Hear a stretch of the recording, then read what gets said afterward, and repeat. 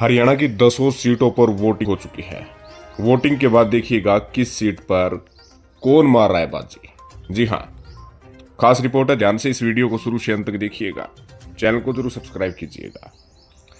आपको बता दें कि हरियाणा में वोट प्रतिशत गिरा है, यानी वोट प्रतिशत गिरा है तो सरकार के लिए चिंता का सबक है। जीत हार का फासला जो मार्जिन होगा वो बहुत कम होगा, और उसके साथ साथ बहुत ज़्यादा कई फैक्टर भी देखने को मिले हैं जिससे मुकाबला हरियाणा में और भी ज़्यादा मज़ेदार होने वाला है। तो सीट दर सीट आपको बता रहे हैं कि कौन किस सीट से आगे है। सबसे पहले सिरसा लोकसभा सीट की बात करते हैं। यहाँ पर टक्कर थी कुमारी सैलजा और अशोक तंवर के बीच में, लेकिन वोटिंग के बाद कुमारी सैलजा आगे बढ़ती हुई नजर आ रही है। बम्पर बढ़त कुमारी सैलजा को मिलती हुई नजर आ रही है। कहीं ना कहीं अशोक तंवर का जो फैक्टर था वो कमज़ोर साबित हुआ है। अगली सीट है रोहतक लोकसभा सीट की। यहाँ पर कांग्रेस प्रत्याशी दीपेंद्र सिंह हुड्डा आगे है। अरविंद शर्मा कुछ स्थानों पर लीड तो अवश्य ले रहे हैं, लेकिन दीपेंद्र सिंह हुड्डा की लीड को कवर नहीं कर पा रहे हैं।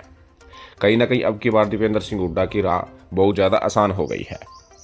अगली सीट है रोहतक से सटी सोनीपत लोकसभा सीट। यहाँ पर भी मुकाबला दिलचस्प है, जहां बीजेपी गनौर, सोनीपत, गोहाना और राई में अच्छा प्रदर्शन कर रही है, तो कांग्रेस जुलाना, सफीदो, जींद, बड़ौदा और खरखोदा में बराबरी की टक्कर दिए हुए हैं। बताया जा रहा है कि सतपाल ब्रह्मचारी कुछ वोटों से आगे है। इस समय सतपाल ब्रह्मचारी एज में है, कह सकते कि बीजेपी के मोहनलाल बड़ौली भी अच्छे वोट खींच रहे हैं, लेकिन बढ़त में इस वक्त सतपाल ब्रह्मचारी दिख रहे हैं।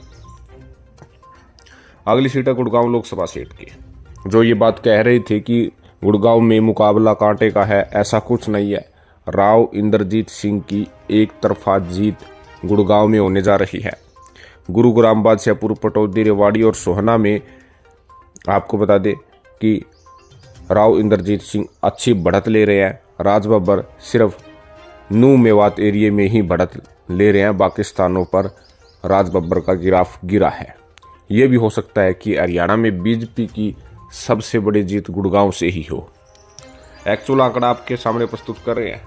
हालांकि नतीजे 4 जून को जो है जारी होंगे, लेकिन उससे पहले एक मोटा मोटा आंकड़ा है। फिर अगली सीट है Karnal.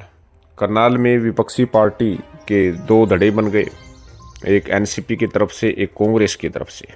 Anti BJP vote bank 2 भागों में डिवाइड हुआ है। अगर विपक्ष मिलकर एक कैंडिडेट उतारता तो मनोहर लाल खट्टर के माथे पर पसीने छूट जाते, लेकिन करनाल से मनोहर लाल खट्टर के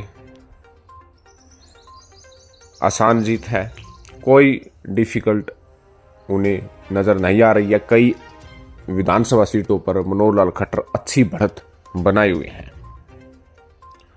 अगली सीट है फरीदाबाद की। फरीदाबाद से मुकाबला कांटे का था।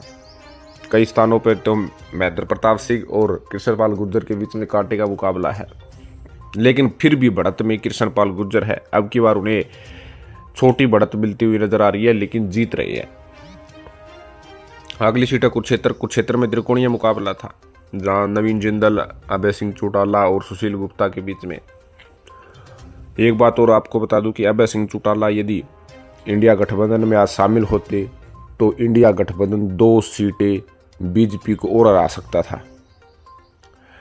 कहीं ना कहीं कुरुक्षेत्र में एंटी बीजेपी वोट बैंक के 2 धड़े होने के कारण जो है बीजेपी की राह आसान कर रहा है।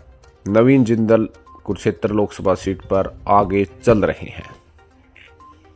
अम्बाड़ा सीट की बात करें तो ये भी बहुत महत्वपूर्ण सीट है। अम्बाड़ा सीट की ये भी खास आदत है कि यहाँ पर शहरी वोट बैंक ज़्यादा है, चाहे यमुनानगर हो, चाहे अम्बाला हो, चाहे अम्बाला कैंट हो, पंचकुला हो, जगाधरी हो, नारायणगढ़ हो, और शहरी वोटों पर काफ़ी असरदार साबित बीजेपी हुई है।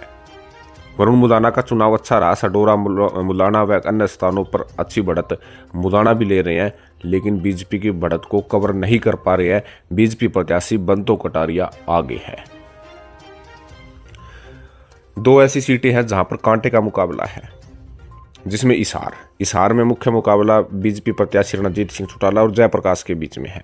अगर जयप्रकाश को जीतना है तो उचाना और नारनौल से बड़ी बढ़त लेनी होगी, बम्पर बढ़त लेनी होगी। बम्पर का ये अर्थ है कि 45 प्लस 50 प्लस की बढ़त यहाँ से लेनी होगी, तभी जीत पाएंगे, वरना रणजीत सिंह चौटाला आराम से ये सीट निकाल सकते हैं। अगर जयप्रकाश उचाणा और नानौन में कम बढ़त लेते हैं, 45+ से कम बढ़त लेते हैं, ये समझिएगा जयप्रकाश हार सकते हैं। अगर ज़्यादा बढ़त लेते हैं तो ये समझिएगा कि जयप्रकाश जीत रहे हैं। आपको बता दें कि भारतीय जनता पार्टी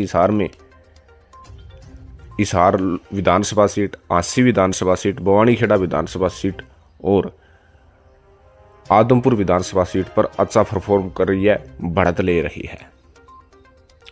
अगली है भिवानी महेंद्रगढ़ सीट। यहाँ पर कुछ मुकाबला अलग ही ढंग का दिखा। जाट वोट बैंक जो बीजेपी के खिलाफ माने जा रहे हैं, उस वोट बैंक ने भी धर्मवीर सिंह को वोट किया है।